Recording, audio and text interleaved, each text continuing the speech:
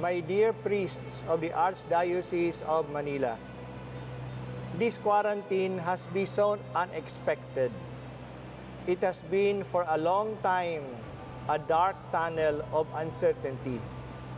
And it has happened during the most solemn and meaningful seasons for us Christians, the seasons of Lent and Easter. But at last, we see light at the end of the tunnel.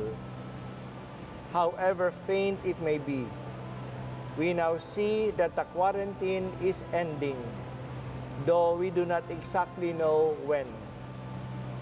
The lockdown has been for us like being put in a tomb. We experience the helplessness and darkness of the grave. But our faith tells us that with Jesus we will go out of the tomb.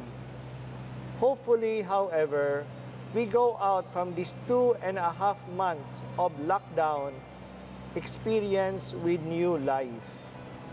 We do not go out of the quarantine just to return to our old self and the usual way of doing things. We go out renewed, with new perspective, with new zest, and with greater commitment. In order to make this happen, we prepare ourselves for the post-quarantine life and ministry by a spiritual retreat.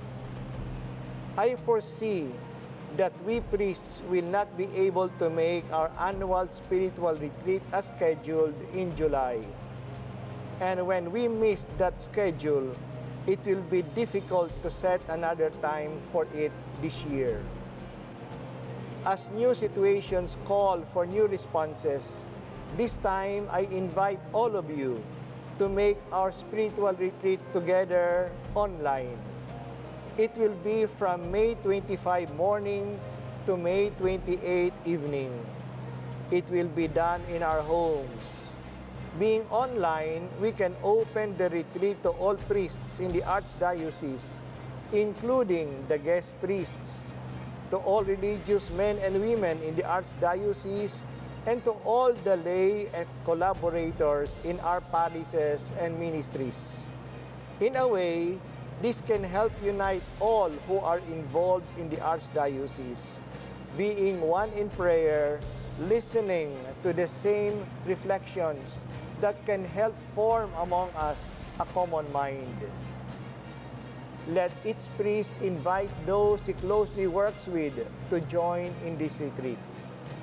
The structure of the retreat will be simple. What is important is that each one enters into an atmosphere of prayer and reflection. We will unite ourselves to each other every day in the Eucharist. The lay people can do this online. There will be 2 reflection talks per day, one in the morning at 10 a.m. and one in the afternoon at 3 p.m. During the day, each one will set aside at least 1 hour of solid prayer. For the priests and the religious, it is good if this can be done in front of the Blessed Sacrament. Let each one spend 30 minutes reading the Bible. By doing so, you will get a plenary indulgence. Each also prays the Rosary, not necessarily limiting ourselves to 1 mystery per day. Finally, let each one conclude the retreat with a good confession. The lay leaders and religious can ask priests to hear the confession in the parish or in the religious house. The schedule will then be very flexible according to our own situation. What is important is that we set aside these days to encounter the Lord. The big challenge is the effort to fast from the social media to let the peace of the Lord reign within us.